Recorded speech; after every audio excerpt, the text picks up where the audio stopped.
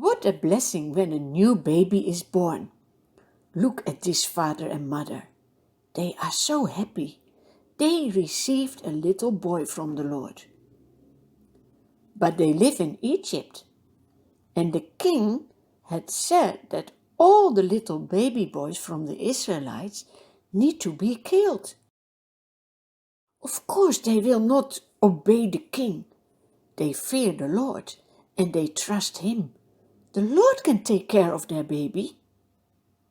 Whenever the baby boy is crying, they hide him.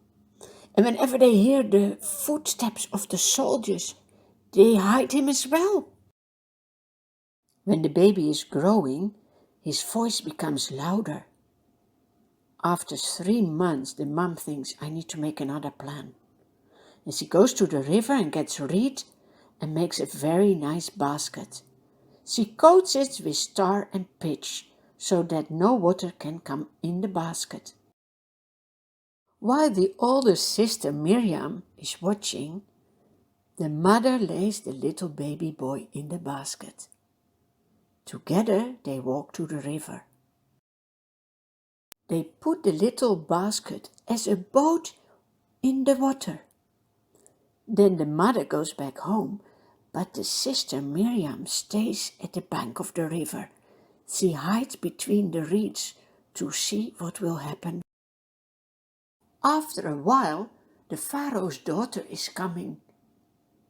She is a princess, and she comes to the river to bath, together with her attendants. They are walking along the river bank. She sees the basket among the reeds and sent her female slave to get it. She opens the basket and sees the baby. He is crying and she feels sorry for him. She says, this is a baby from the Israelites. She loves the baby. She wants to keep the baby.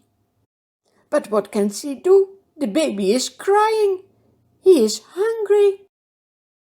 Suddenly Miriam comes out of the reeds and she asks the princess, shall I go and get one of the Israelite women to nurse the baby for you? Oh, yes, please. That's a good idea. Miriam runs home and tells everything to her mother. As quick as possible, Miriam and the mother come back. Princess put the baby in the arms of their own mother, and she said, take this baby and nurse him for me. I will pay you. What a miracle! Do you see how God took care of this baby? Can you imagine how happy the father and the mother are? Because now whenever soldiers knock on the door and say, we hear a baby, is it a boy? Then they can say, it's the boy for the princess. We are just taking care of him.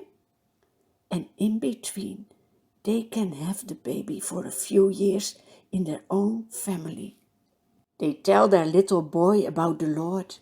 They teach him how to pray. Together they sing songs for the Lord. When the boy is big enough to stay with the princess, the mother brings him to the palace. That must be such a hard moment to leave him there and go back home without her son. But the mother knows God took care of him. And he is still the same. He will take care of this boy, even when he's in the palace and she can't do anything for him. But there's still one thing she can do for him.